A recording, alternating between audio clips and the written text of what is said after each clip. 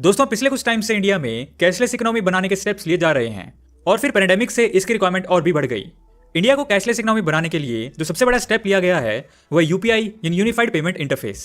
तो इस वीडियो में हम इसे डिटेल में समझेंगे कि यूपीआई क्या होता है, कैसे यूपीआई सिस्टम काम करता है, इसके बेनिफिट्स क्या हैं और कैसे आप यूपीआई यूज कर सकते हैं। सबसे पहले डिस्कस करते हैं व्हाट इज यूपीआई।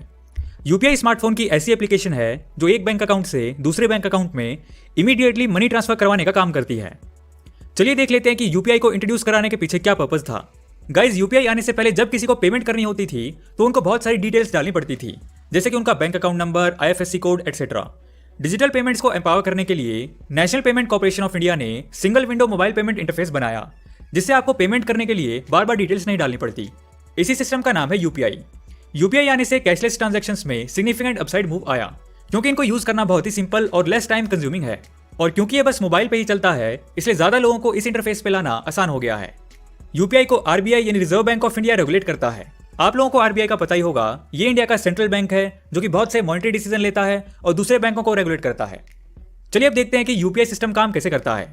आप में से जिन लोगों ने नेट बैंकिंग यूज की होगी तो आपको पता होगा कि ऑनलाइन पेमेंट करते टाइम एक आईएमपीएस यानी इमीडिएट पेमेंट सर्विस का ऑप्शन होता है, जिससे पेमेंट ऑन द स्पॉट हो जाती है। यूपीआई में इसी आईएमपीएस का यूज किया जाता है। इसमें पेमेंट का प्रोसेस बहुत ही सिंपल है। यूपीआई के थ्रू पे करने के लिए यूजर ऐप में लॉगिन करता है और उसके बाद मनी ट्रांसफर करने के लिए सेंड मनी वाला ऑप्शन सिलेक्ट करना होता है। इसमें रिसीवर की वर्चुअल आईडी डालनी होती है, जैसे कि उसका मोबाइल नंबर डाल के या फिर क्यूआर कोड को स्कैन करके उसमें अमाउंट डाल दी जाती है कि उसको कितनी पेमेंट करनी है। इसके बाद वो इंटरफेस पूछता है कि आपके कौन से अकाउंट से मनी सेंड करना है। आप वो सिलेक्ट करते हैं, उसके बाद इसमें पिन नंबर डाला जाता है और बस पेमेंट हो जाती है। आपको उसका कंफर्मेशन मैसेज भी मिल जाता है। तो आपने देखा यूपीआई से पेमेंट करना बहुत सिंपल होता है। ये तो था आईएमपीएस के थ्रू, जो उन लोगों के लिए है जिनके पास स्मार्टफोन है। यूपीआई का यूज वो लोग भी कर सकते हैं जिनके पास स्मार्टफोन नहीं है। इसके लिए एनपीसीआई यानी national Payment Corporation of India ने एक अल्टरनेटिव निकाला हुआ है, जिसका नाम है एईपीएस यानी आधार एनेबल्ड पेमेंट सिस्टम। इसमें क्या होता है कि अगर एक पर्सन कहीं पेमेंट करना चाहता है तो माइक्रो एटीएम में अपना आधार कार्ड नंबर डाल के और फिंगरप्रिंट स्कैन करके पे कर सकता है, या फिर अगर उसको माइक्रो एटीएम से मनी विड्रॉ करना है तो वो भी ऐसे ही कर सकता है। एईपीएस लाने का रीजन ये है कि गवर्नमेंट सभी सिटीजन्स को बैंकिंग फ्रेमवर्क में लाना चाहती है, बट हर विलेज में बैंक की एक ब्रांच खोलना पॉसिबल नहीं है। तो इसलिए गवर्नमेंट ने विलेजेस में माइक्रो एटीएम लगवा दिए ताकि वो लोग भी इजीली पेमेंट विड्रॉल एक्सेट्रा कर पाएं। इस सर्विस का यूज करने के लिए आपका आधार कार्ड आपके बैंक से लिंक होना चाहिए। चलिए अब बात करते हैं कि पेमेंट करने का जो प्रीवियस सिस्टम था उससे यूपीआई कैसे बेटर है। फर्स्ट है सिंगल एप्लीकेशन।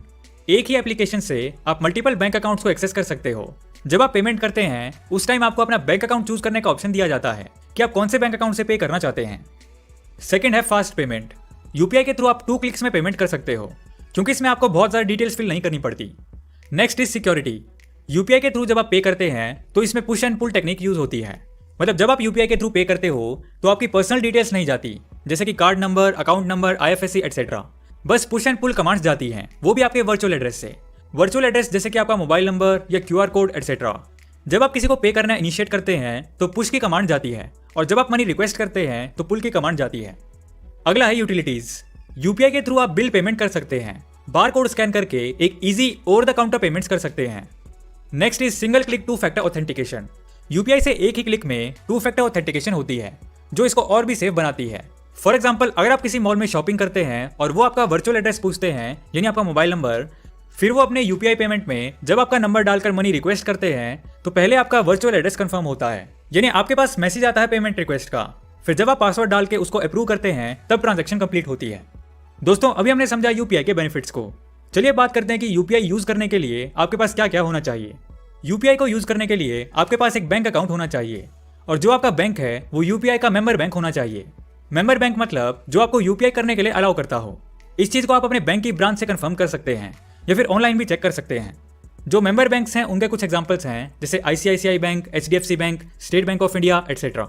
मैक्सिमम लिमिट की बात करें तो एनपीसीआई के अकॉर्डिंग यूपीआई से आप एक दिन में मैक्सिमम 1 लाख रुपीज तक ही ट्रांसफर कर सकते हो।